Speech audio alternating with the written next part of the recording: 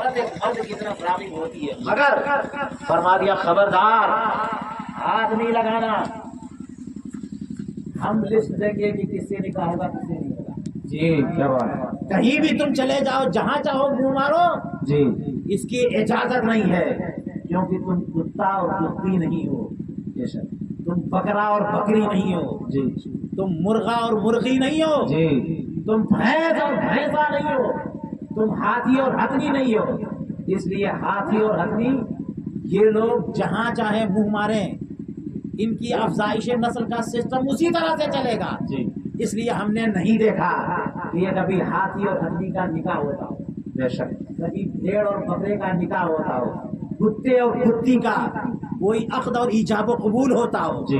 ان کا بھی کوئی ولیمہ ہوتا ہو، ان کی بھی کوئی منگنی ہوتی ہو، چیوٹی اور چوٹے کی کوئی دعوت ہوتی ہو، جہاں چاہا منہ مارا. جی. ان کا سسٹم اسی طرح چلتا ہے. بے شک. مگر انسانوں کے لیے فرما دیا حرمت علیکم امہاتکم وبناتکم واخواتکم، پوری لسٹ دے دی. سبحان اللہ. یہ ہے خواتین کی لسٹ.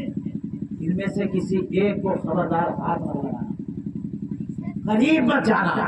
جی. ان کے علاوہ وہ احل لکم ما وراء ذالکم، سبحان اللہ. ان کے سبحان علاوہ باقی دنیا کی جتنی خواتین ہیں تم پسند کرو جی اور عقد ایجاب و قبول کرو. ہاں، لیکن پسند کرنے کے بعد یہ اختیار نہیں دیا کہ جناب جو پسند آ جائے جیسے چاہو پھر لو. نہیں، فرمایا دو گواہ ہونے چاہیے. بے شک. دو گواہ. فانکحوا ما طاب لکم، جو عورت تمہیں اچھی لگے اس لسٹ میں سے جس سے چاہو تم نکاح کرو. بے شک.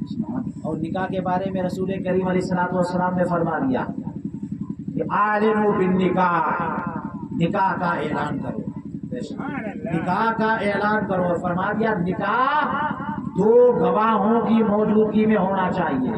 یہ بغیر گواہوں کے نکاح نہیں ہے، یہ زنا ہے. کیا بات ہے. واہ. اور اس لیے اگر کوئی مرد کسی عورت سے کوئی کنیکشن رکھتا ہے، اگر اس نے عقد ایجاب و قبول نہیں کیا تو وہ ایسا کنیکشن نہیں رکھ سکتا.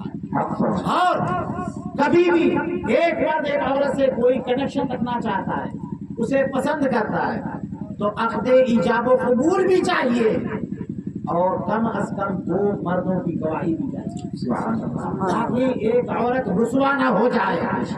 کبھی مرد کسی عورت کو گمراہ کر کے کہتے کہ میں تجھے بہت چاہتا ہوں، چل آ جا میں تجھ سے نکاح کرتا ہوں. جی. اور خاموشی میں نکاح کر لیا، گواہ بنا لیا بکری اور بکرے کو، گواہ بنا لیا مکھی اور مکھے کو، جی. بند کمرے میں کہ چلو یہاں چھپکلی ہے موجود، یہی گواہ ہے. خدارا ایسا کرنا نہیں، ایسا کرنے کی اجازت نہیں. دو عقل مند مرد یا ایک مرد دو عورتیں اگر سیشن میں موجود ہیں، جی. محفل میں موجود ہیں، ان کی موجودگی میں اگر ایجاب و قبول کرو گے تب یہ تمہارا نکاح ویلڈ ہوگا، تب یہ تمہارا نکاح مانا جائے گا، ورنہ یہ نکاح نہیں ہے، یہ زنا ہے. سبحان اللہ. سبحان اللہ. کیوں؟ اس لیے کہ ہو سکتا ہے کہ مرد عورت کو گمراہ کر رہا ہو. جی.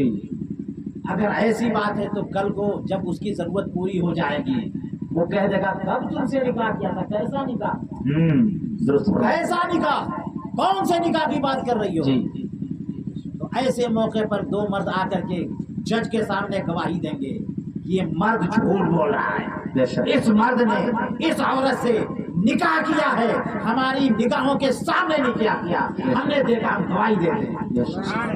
اب شریعت اس کو پابند بنائے گی کہ تم کسی عورت کا اس سے ساتھ نہیں کر سکتے. جی. جی. تم کسی عورت کو کے ساتھ اپنا سمبند بنانا چاہتے ہو تو پہلے لائف ٹرم کنیکشن بناؤ، جی. ریلیشن بناؤ، پوری زندگی کے لیے نکاح کرو اور ہوش و حواس والے بندوں کے سامنے نکاح کرو، تب جا کے تمہارا نکاح مانا جائے گا. Yes, sir. اب بتائیے جانوروں کی طرح انسانوں کو آزاد چھوڑا ہے؟ نہیں چھوڑا، نہیں چھوڑا. نہیں، کسی جانور کا نکاح نہیں ہوتا. Yes, sir. کسی اور مخلوق کا نکاح ہوتے ہوئے ہم نے نہیں سنا، مگر نکاح کس کا ہوتا ہے؟ انسانوں کا ہوتا ہے. کیوں؟ اس لیے کہ انسان اشرف المخلوقات ہے. بے شک سبحان اللہ. اشرف المخلوقات سبحان. ہے. اس لیے اگر کوئی مرد کسی عورت کے ساتھ زندگی گزارنا چاہتا ہے اور چاہتا ہے اس عورت کے ذریعے میری نسل آگے بڑھے، تو پہلے لوگوں کو گواہ بنائے، بے شک. لوگوں میں ڈکلیئر کرے، ماں باپ کو بتائے، خاندان والوں کو بتائے، اور سب میں اعلان کرے کہ اب سب لوگوں سن لو کہ میرا لائف ٹائم کنیکشن ہونے جا رہا ہے بے شک فلاں کی بیٹی کے ساتھ. سبحان اللہ. میں اس کو زندگی بھر کے لیے اپنانا چاہتا ہوں. سبحان اللہ. اب یہ ایسا ریلیشن بن گیا کہ اسے ماں باپ بھی مانیں گے، بھائی بہن بھی مانیں گے، بے شک. پاس پڑوسی والے بھی مانیں گے، بے شک. سارے لوگ اب اس کنیکشن کو مان رہے ہیں. تب جا کر کے نکاح ہوتا ہے. سبحان اور اللہ. سنیے، نکاح کو اتنی عظمت دی ہے ہمارے آقا صلی اللہ علیہ وسلم نے کہ خود فرمایا النکاح من سنتی، نکاح میرا طریقہ ہے. بے شک. ایک صحابی رسول کریم علیہ الصلوۃ والسلام کی بارگاہ میں آ گئے، کہنے لگے کہ کیا اجازت ہے ہم خصی کرا لیں، یعنی مردانگی کی صلاحیت یہ ختم کریں کہ نہ شادی کرنا پڑے نہ عورتوں کی طرف رغبت رہے، تاکہ ہم کھل کر کے عبادت کریں، بے شک. بس اللہ کی عبادت کریں، خواتین کے چکر میں نہ پڑیں، جی عبادت ہی عبادت کریں. جی.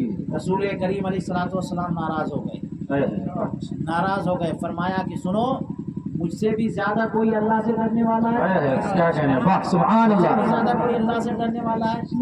میں کھاتا بھی ہوں اور روزہ بھی رکھتا ہوں، بے شک. سوتا بھی ہوں، جاگتا بھی ہوں، عبادت بھی کرتا ہوں، اور میں نکاح بھی کرتا ہوں. سبحان اللہ. نعرہ تکبیر، نعرہ رسالت، عظمت نکاح، شریعت اسلام، نعرہ تکبیر، نعرہ رسالت. سبحان اللہ سبحان اللہ. یہ کیا کوئی بات. اور مذہب ہوگا جس کے لیڈر سنیاس لے لیتے ہوں. واہ واہ واہ. ہمارا دین سنیاس لینے کی کا سبق نہیں دیتا، بے شک. نکاح کرنے کا سبق. سبحان اللہ سبحان اللہ. اسی لیے دیکھا گیا یہودیوں میں، نصرانیوں میں بڑی آسانی کے ساتھ یہ لوگ سنیاس لے لیتے ہیں، اور ہندو دھرم میں بھی سادھو بن گئے. جی جی. اور اب جناب کون کیا بن گیا، کون کیا بن گیا کہ اب نکاح نہیں کریں گے، پوری زندگی نکاح نہیں کریں گے. جی لیکن کٹیا میں کیا کیا ہوتا ہے، جی. بے شک کولڈ ڈرنک پاتی ہے سامنے. بے شک. ہاں، گھر کے اندر کیا کیا ہوتا ہے، جی سادھو لوگ کیا کیا کرتے ہیں، جی. اور یہ راہب کیا کیا کرتے ہیں، یہ ننس جو ہوتی ہیں یہ کیا کیا کرتی ہیں، کیا کیا گل کھلائے جاتے ہیں، یہ سب پتہ ہے. ہمارے رسول کریم علیہ الصلوۃ والسلام رسول فطرت ہیں. سبحان اللہ سبحان وہ اللہ. حالات اور جذبات سے لڑنا نہیں سکھاتے، بے ان شک. کو کنٹرول کرنا سکھاتے ہیں. انہوں نے فرما دیا کہ ہماری تعلیمات سے سنیاس لینا نہیں ہے، ہماری تعلیمات میں نکاح کرنا ہے. سبحان اللہ سبحان نکاح اللہ. کرو، تزوج الودود الولود، نکاح بھی کرو تو محبت کرنے والیوں سے نکاح کرو، بے شک. پیدا کرنے والیوں سے نکاح کرو. سبحان اللہ سبحان اللہ. کیا بات ہے. سبحان اللہ.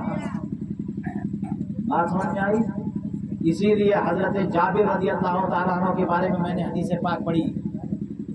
خود کہتے ہیں کہ ہمارے والد گرامی چونکہ احد میں شہید ہو گئے تھے، تو ان کی بہت بیٹیاں تھیں، جی 9 بیٹیاں جو میری بہنیں تھیں.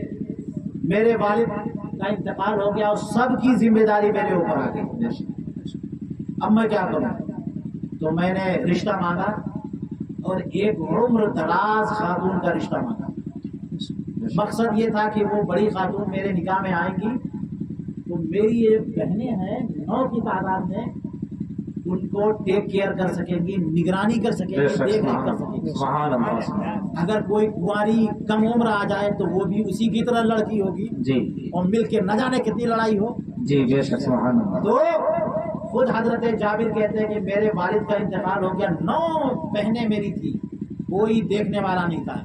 اس لیے میں نے کسی کنواری سے نکاح نہیں کیا، بلکہ میں نے ایسی عورت سے نکاح کیا جو بیوہ تھی، عمر دراز تھی، تاکہ پورے گھر کو لے کے چلے، تجربہ کار ہو. جی اب نکاح کیا اور ولیمہ ہوا اور حضور کریم علیہ السلام کی بارگاہ میں حاضر ہوئے تو ان کے کپڑے پر کچھ اپٹن کا نشان لگا ہوا تھا. تو پوچھا یہ کیا ہے, کیا تم نے نکاح کیا؟ کہا ہاں یا رسول اللہ میں نے نکاح کیا. تو فرمایا اولم ولو بشات, ولیمہ کرو, ایک بکری کیوں نہ. اور یہ جب پتا چلا کہ بڑی عمر سے نکاح خاتون سے نکاح کیا تو فرمایا حلا بکرن تلاعبها وتلاعبك, کیوں نہیں ایسی کنواری لڑکی سے تم نے نکاح کیا کہ تم بھی اس کے ساتھ ملاطفت کرتے اور وہ بھی تمہارے ساتھ ملاطفت کرتے, زندگی میں کیف حاصل ہوتا, سرور حاصل ہوتا, ایسا نکاح کیوں نہ کیا. یہ جو جملہ ہے تلاعبها وتلاعبك, اس کا مطلب کیا ہوا؟ اس کا مطلب یہ ہوا کہ زندگی رسول کریم علیہ السلام کے نزدیک زندگی وہ زندگی ہے جو لطف والی ہو. سبحان اللہ, سبحان اللہ. وہ کھوسٹ والی زندگی نہیں کہ ادھر بھی ناراض ادھر بھی ناراض, ادھر گرے تو ادھر منہ پھیر لیا, ادھر گرے تو ادھر منہ پھیر لیا, بلکہ زندگی ایسی شاداں وہ فرحہ ہونی چاہیے کہ اگر مرد اپنی زوجہ کو دیکھے تو خوش ہو جائے اور زوجہ اپنے شوہر کو دیکھے تو خوش ہو جائے. نعرہ تکبیر, نعرہ رسالت, علامہ فیضان مصطفیٰ صاحب قبلہ, نعرہ تکبیر, نعرہ رسالت. کیا رسول کریم علیہ السلام نے ہمیں یہ سبق دیا ہے کہ جناب سادھو بن جاؤ, منہ بگاڑ لو, ہے شادی سے سنیاس لے لو؟ فرمایا شادی کرو, نکاح کرو, نکاح کرو اور پسند سے نکاح کرو. فرمایا لیکن زنا نہیں. قل للمؤمنین ان یغضوا ابصارهم واحفظوا فروجهم, یہ فرمایا مسلمانوں سے کہہ دو کہ اپنی نگاہیں نیچی کریں, اپنی شرمگاہوں کی حفاظت کریں. نکاح کرنے کی اجازت دی, بد نگاہی کی اجازت نہیں دی. جناب اگر آپ لوگ یہ سوچتے ہیں کہ نکاح نہ کرو اور ٹک ٹک دیکھتے رہو, بد نگاہی کرتے رہو, بدکاری کرتے رہو, فون پر کال اور میسیجنگ کرتے رہو, غلط کام کرتے رہو, یہ اجازت نہیں دیا. مرد کے بچے بنو, پسند سے نکاح کرو اور نکاح کرنے کے بعد پوری زندگی صرف اپنی بیوی سے تعلق. اس کے علاوہ دنیا کے کسی عورت اور کسی لڑکی سے کوئی تعلق نہیں ہونا چاہیے. وہ کی طرف نکاح بھی نہیں ہو, نہ بات چیت ہو, نہ تعلق ہو, نہ زندگی بھر کسی اجنبیہ کے ساتھ تنہائی میں اس کی صحبت بھی دے. یہ طریقہ بتایا رسول کریم علیہ السلام, خوبصورت طریقہ فرمایا. اب بتائیے ہمارے لیے دو طریقے بتائے نا. سبحان اللہ. فرمایا کہ نکاح جو کرے گا فقد اکتمل بنصف الایمان, اس کا آدھا ایمان مکمل ہو گیا, آدھا ایمان مکمل ہو گیا. ہم نہیں دیکھتے کہ دنیا داروں کے نزدیک کوئی شادی کرے تو شادی کرنے کی وجہ سے اس کا دین مکمل ہوتا ہو. شادی تو ایک پرسنل میٹر ہے, ایک پرسنل میٹر, ہماری اپنی چوائس ہے, جو کرے شادی کرے نہ کرے, جہاں چاہے کرے. لیکن اسلام نے سبحان اللہ نکاح کو سنت قرار دے کر کے فرمایا جو نکاح کرتا ہے اس کا آدھا دین محفوظ ہو گیا. سبحان اللہ, سبحان اللہ. باقی اپنے آدھے دین میں کوشش کرے. اسی وجہ سے ہم دیکھتے ہیں کہ جو شادی شدہ ہوتا ہے سماج اس پر اعتماد کرتا ہے. کنواروں پر اعتماد نہیں ہے کہ یہ پتہ نہیں کیا کریں گے کیا نہیں کریں گے. نہ کنواری لڑکی پر اعتماد, نہ کنوارے لڑکے پر اعتماد. لیکن اگر کوئی شادی شدہ فیملی ہے تو اس پر اعتماد ہوتا ہے کہ یہ شادی شدہ ہے, اس کو ویلو دے سکتے ہیں, یہ بندہ سیف ہے, یہ معاشرے کے اعتبار سے سیف ہے, یہ کوئی گڑبڑ نہیں کرے گا کیونکہ اللہ نے اس کو ایک زوجہ دے دیا. اب یہ معاشرہ سلامت ہو گیا. جس خاندان میں, جس علاقے میں, جس لوکیلٹی میں, جس خاندان میں, جس شہر میں شادی شدہ جوڑا موجود ہو, اس شادی شدہ جوڑے سے پورا کے پورا سماج محفوظ رہتا ہے کہ نہیں رہتا؟ لوگ مطمئن رہتے ہیں. اور اگر کہیں نوجوان لڑکے موجود ہوں, اب خطرے سے خالی نہیں ہے. شہر میں روم ہی نہیں ملتا, یہ شادی شدہ نہیں ہے. اب خطرہ ہے یہاں پہ, کب کدھر منہ مارے, کب کدھر نظر بدنگاہی کریں, کب کدھر میسیجنگ کریں، کب کیا کرے کیا نہ کریں، اطمینان نہیں ہے. بندہ لائق ہے اعتماد تب بنتا ہے جب نکاح ہو جاتا ہے. سبحان اللہ سبحان اللہ. بے شک. اور اسی لیے ہمارے رسول کریم علیہ الصلوۃ والسلام نے نکاح کو اتنی اہمیت دی کہ نکاح سے پہلے خطبہ رکھ دیا. جی آپ نے سنا ہے نکاح سے پہلے کیا ہوتا ہے؟ خطبہ ہوتا ہے. سبحان اللہ. یہ تو پرسنل ایگریمنٹ ہے نا. نکاح میں ایجاب و قبول، قاضی صاحب آتے ہیں اور کہتے ہیں کہ میں نے فلاں بنت فلاں فلانا بنت فلاں کو تمہارے نکاح میں کیا قبول کیا، تو وہ کہتا ہاں قبول کیا، ہو گیا کام. لیکن اس سے پہلے خطبہ ہوتا ہے. سبحان اللہ سبحان اللہ. اس خطبے نے نکاح کو عبادت قرار دے دیا. سبحان اللہ سبحان اللہ. کیا بات ہے. نکاح ایک ایگریمنٹ ہے، ایجاب و قبول کا نام ہے. بے شک. جیسے آپ لوگ ساگ سبزی خریدتے ہو، گیہوں چاول خریدتے ہو، کپڑا لتا خریدتے ہو، زمین جائیداد خریدتے ہو، ہر چیز خریدنے میں ایگریمنٹ ہوتا ہے، ایجاب و قبول ہوتا ہے. لیکن دنیا کی کوئی بھی چیز خریدو، بیچو، اجارہ کرو، کچھ بھی کرو، بس ایجاب و قبول کیا، پیسہ دیا، لیا، ہو گیا کام. کسی خطبے کی ضرورت نہیں ہے، کسی گواہ کی ضرورت نہیں ہے. مگر نکاح وہ ایگریمنٹ ہے اس میں بھی ایجاب و قبول ہوگا، مگر نارمل ایجاب و قبول نہیں ہے. یہاں پر گواہ چاہیے. اور سبحان اللہ، گواہ کی موجودگی میں پہلے خطبہ ہوگا. سبحان اللہ سبحان اللہ. پہلے خطبہ ہوگا. ہم نے سنا کہ خطبہ جناب جمعے کی نماز سے پہلے ہوتا ہے. نماز سے پہلے ہوتا ہے. یہ تو نہیں کہ جناب زمین جائیداد خریدنے سے پہلے خطبہ ہو، چاول اور دال خریدنے سے پہلے خطبہ ہو، ساگ سبزی خریدنے سے پہلے خطبہ ہو. کہاں خطبہ ہوتا ہے؟ خطبہ ہوتا ہے کسی امر محتم بالشان. جہاں نکاح سے پہلے خطبہ رکھا گیا اور خطبے کی جان اللہ تعالیٰ کی حمد و ثنا، رسول کریم علیہ السلام کے درود پیش کرنا، تب جا کے خطبہ مکمل ہوتا ہے. اے مرد انسان، تجھے کسی عورت سے اپنا نکاح کرنا ہے تو پہلے اللہ کی تعریف کروا لے، پہلے رسول کریم علیہ السلام پہ درود پیش کروا لے، پہلے قرآن کی چند آیتیں پڑھوا لے، پہلے چند حدیثیں پڑھوا لے، تب جا کے اپنا نکاح کروانا، تاکہ تیرا نکاح قرآن آیتوں سے متبرک بھی بن جائے، حدیث رسول سے بھی متبرک بن جائے. سبحان اللہ سبحان اللہ. کیا بات ہے. واہ سبحان اللہ. دیکھا نکاح کتنا عظیم ہے. بے شک. کتنا عظیم ہے نکاح. اور اسی وجہ سے نکاح کے بعد ہمارے یہاں نکاح کرنے والوں کو بڑی عزت دی جاتی ہے، جی عظمت دی جاتی ہے. قرآن کریم نے بہت قوانین بتائے قرآن پاک میں، اور اسی طرح رسول کریم علیہ السلام نے احادیث میں. ان سب پہ ہم نہیں جا رہے، ٹائم کافی ہو گیا. بس ایک بات بتانی ہے اور اسی پر ہماری تقریر ختم. اللہ تعالیٰ نے فرمایا ہن لباس لکم وانتم لباس لہن. سبحان اللہ. عورتیں تم لوگوں کے لیے لباس، جی اور تم لوگ عورتوں کے لیے لباس. یہ عورتیں اور تم، اس کا مطلب میاں بیوی ہیں. میاں بیوی، تو بیوی شوہر کا لباس، جی اور شوہر بیوی کا لباس. بیوی کا لباس.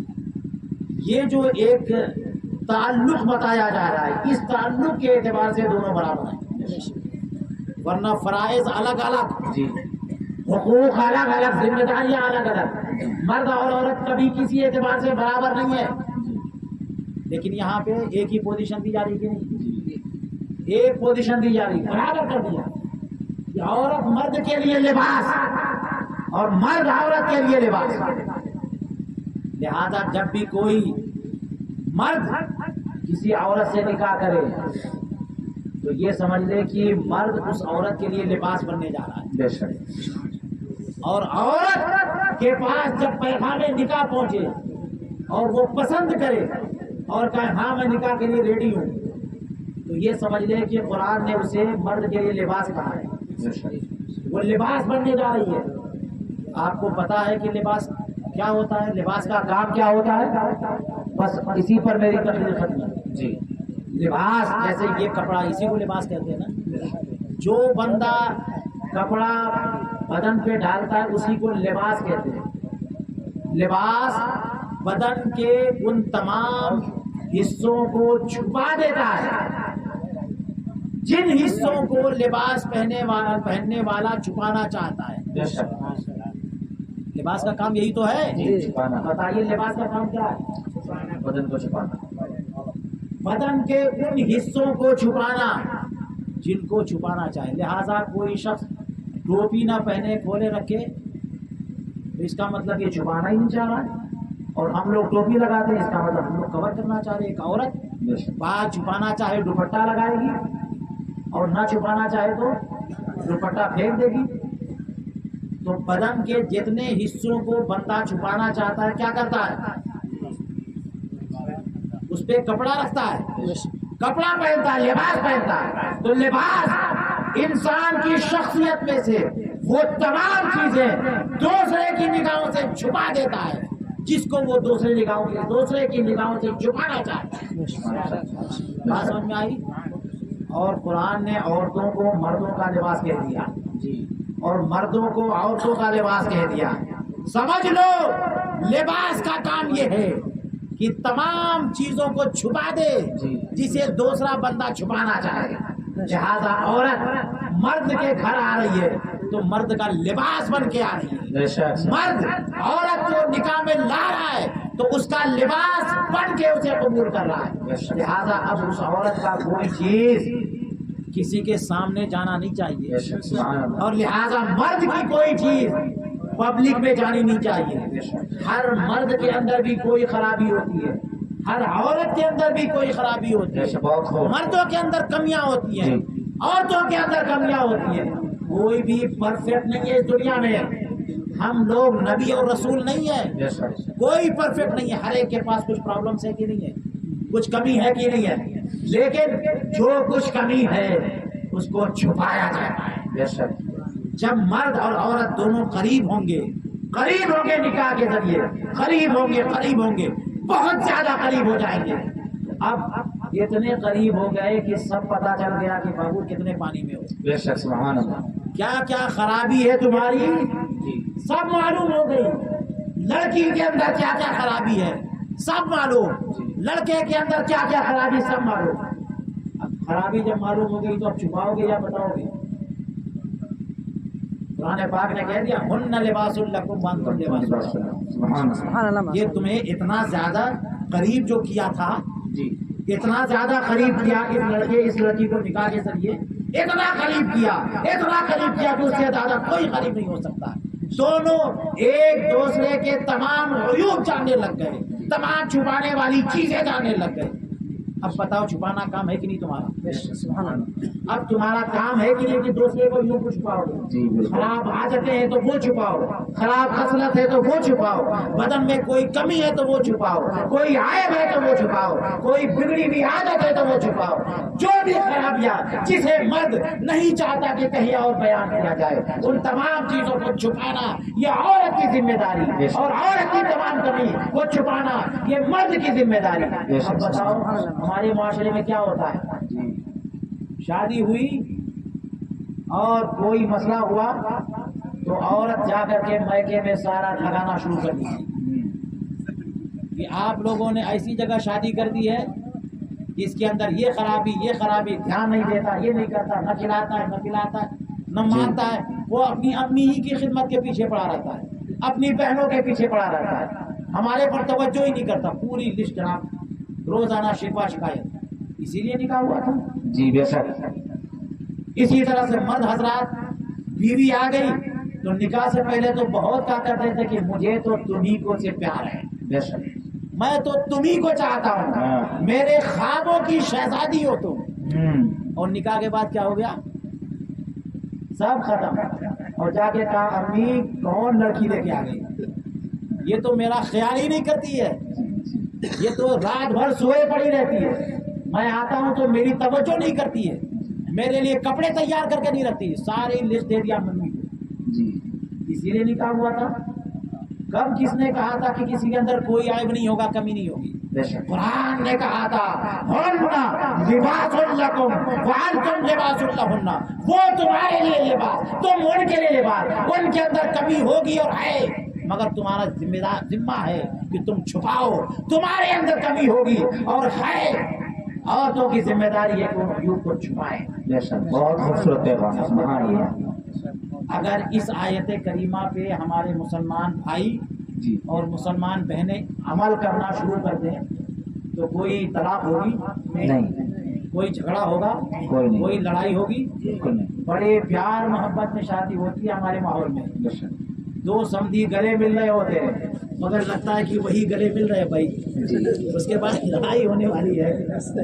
مل لو جتنا مل رہا ہو, بڑے زوردار انداز میں لڈو کا تبادلہ ہوتا ہے جی مگر اس کے بعد شکوہ شکایت شروع کہ جہیز میں یہ کمی, اور وہ کہتا ہے کہ جناب بارات کی ٹھیک سے ضیافت نہیں کی, جتنی کمیاں ہیں سب بیان کرنا شروع, پھر لڑائی شروع, دوری شروع. یہ سب کیا ہو رہا ہے؟ شریعت نے ہمیں اصول دے دیا, جو اصول شریعت نے دے دیا اس پر عمل کرو. تو یہ بارات کے وقت جو محبت ہوتی ہے یہ محبت آئندہ کم نہیں ہوگی اور بڑھتی چلی جائے گی. سبحان اللہ, سبحان اللہ, اور کیا بڑھتی بات چلی ہے. جائے گی. اگر بھینسا کھلایا تھا بارات میں تو آئندہ بکرا کھلائیں گے. سبحان اللہ, واہ, اگر مٹھائی کھلایا تو اس سے بہترین مٹھائی کھلائیں گے. کیا بات ہے. محبتیں بڑھتی جائیں گی, تعلقات بڑھتے جائیں گے اور ماحول سازگار ہوتا جائے گا. شادی اس لیے نہیں ہوتی کہ بعد میں لڑائی جھگڑا ہو, شادی اس لیے ہوتی ہے کہ دو فیملی ایک ہو جائے. ہم اب تک اکیلے تھے, اب فلاں خاندان میں شادی ہو رہی ہے, پورا کہ پورا خاندان ہمارا سپورٹر ہے. ان کے یہاں کوئی مسئلہ ہم حاضر ہیں, ہمارے یہاں کوئی مسئلہ آپ ہمارا ساتھ. یہ ہونا چاہیے نا, مگر یہ نہیں ہوتا. کیوں؟ اس لیے کہ ہم نے شریعت کے اصول کو بھلا دیا. ہن لباس لکم وانتم لباس لہن. عورتیں یاد رکھیں کہ جس مرد سے نکاح ہو رہا ہے اس کا وہ لباس ہے, اس کی عزت کی حفاظت کریں گی. مرد یاد رکھیں کہ جس لڑکی کو بیاہ کرنا رہے اس کا وہ لباس ہے, اس کے اندر کوئی کمی ہے, کوئی خرابی ہے, وہ اس کی عزت کی بھی حفاظت کریں گے, اس کے ناموس کی بھی حفاظت کریں گے, اس کا خیال بھی رکھیں. سبحان اللہ. اگر یہ ماحول پیدا ہو جائے تو نکاح کتنا شاندار ہو جائے گا. دعا ہے کہ اللہ تبارک و تعالیٰ یہ سب باتیں ہمیں سمجھنے کی توفیق عطا فرمائے اور مولانا عبداللہ صاحب کا نکاح خوب کامیاب فرمائے اور اس میں رسول کریم علیہ الصلوۃ والسلام کی رحمت للعالمین کے صدقے خوب برکتیں عطا فرمائے. وآخر دعوانا ان الحمد للہ رب العالمین. السلام علیکم.